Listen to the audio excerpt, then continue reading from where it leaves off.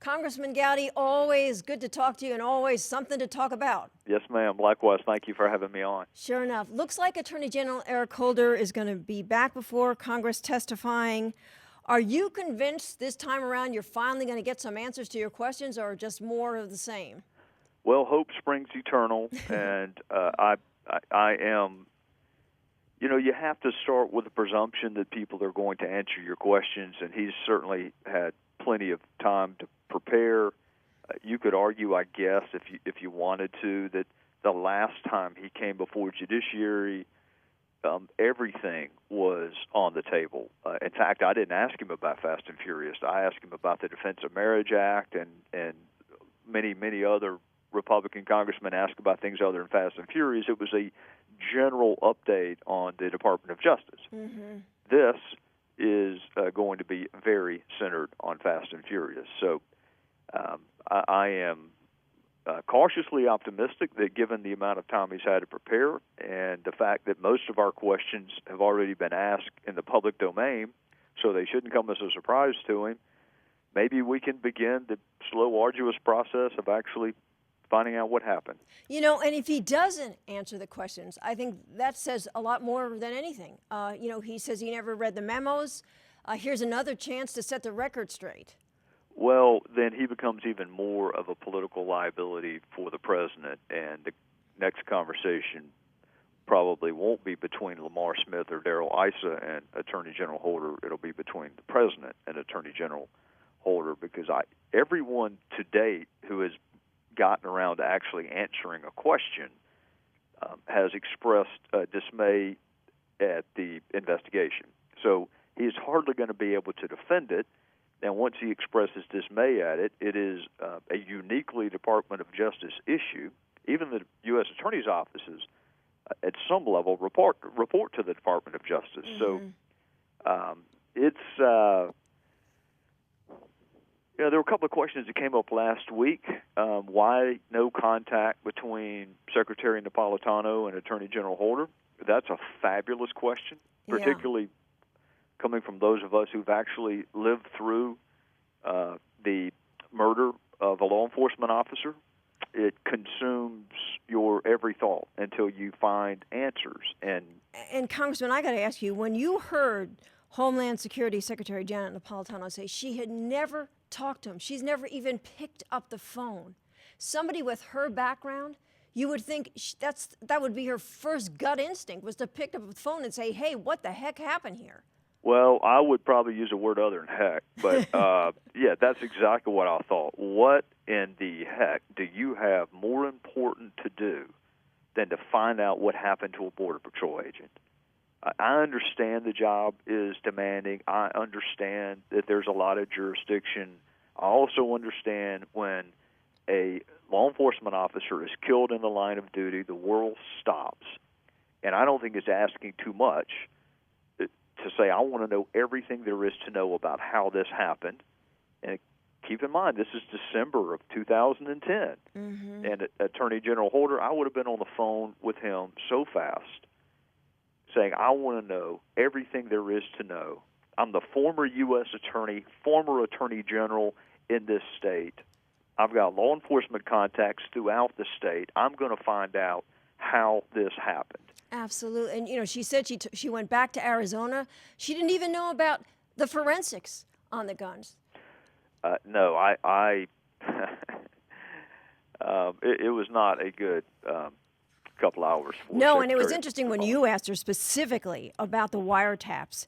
And if they were approved, wouldn't that mean that Justice Department had to know about this? And she says to you, you know what, I'll leave that to your investigation. What does that say about how this is not a priority for this administration? What it said to me is she knows I'm right.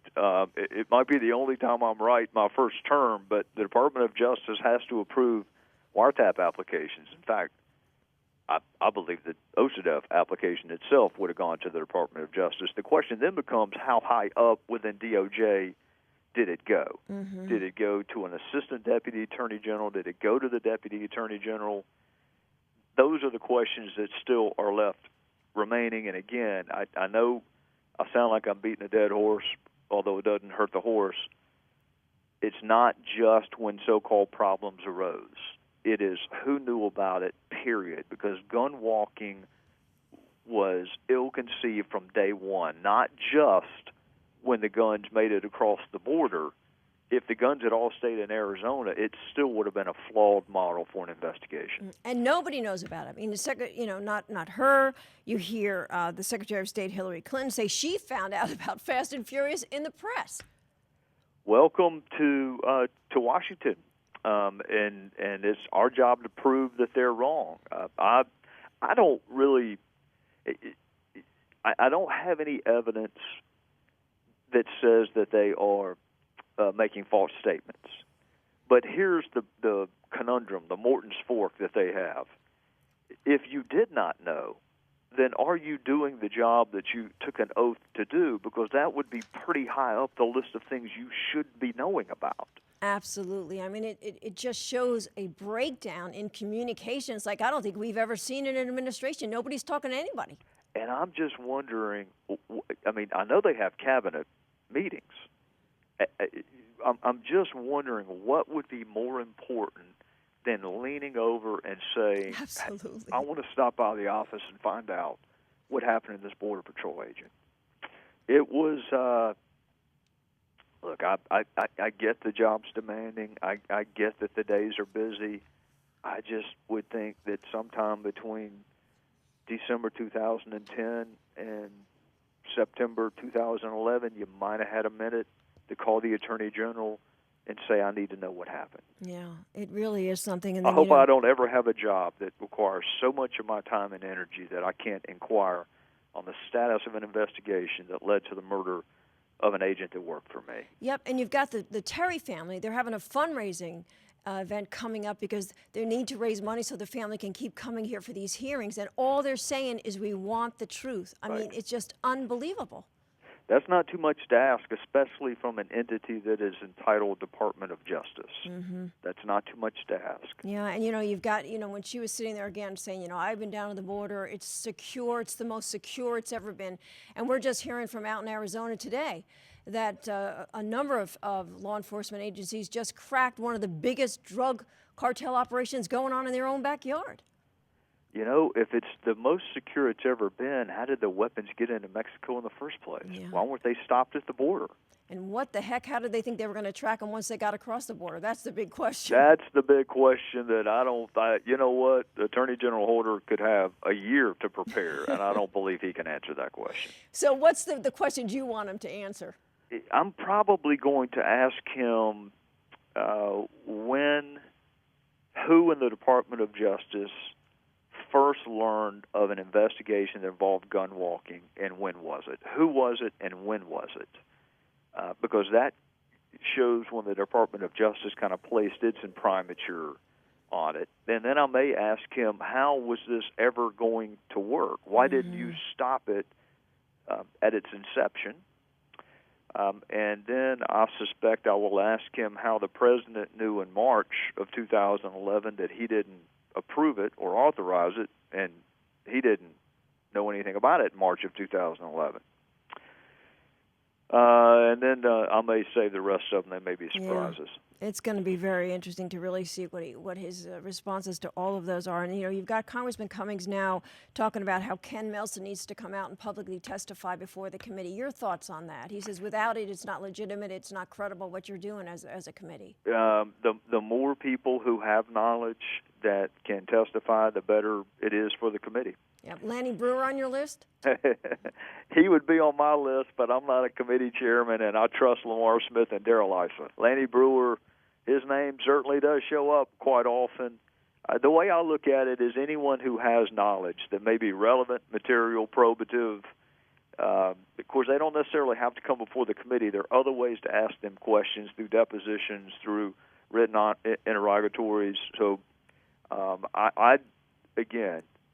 politics, I understand that town is renowned for it. There are certain things that should be apolitical. And I would expect Mr. Cummings and others on the other side of the aisle to be every bit as interested in finding out what happened as Republicans are. Absolutely. It has nothing to do with politics when you're talking about the Department of Justice, or it should not. Let me say that, it should not. But at the same time, Congressman, if you don't get to the bottom of this, I mean, this has been dragging on for how many months? I mean, do you see this becoming or needing to become a campaign issue? Well, I think it is reflective of, the distrust in government. I mean, the president loves to point out that Congress has a very poor public approval rating, and much of it very well deserved. These are his executive branch entities that are doing absolutely nothing to foster public confidence in the institutions of government. So, to the extent that it continues to reflect poorly on government and causes people to doubt the authenticity and transparency of government, it's going to be a campaign issue.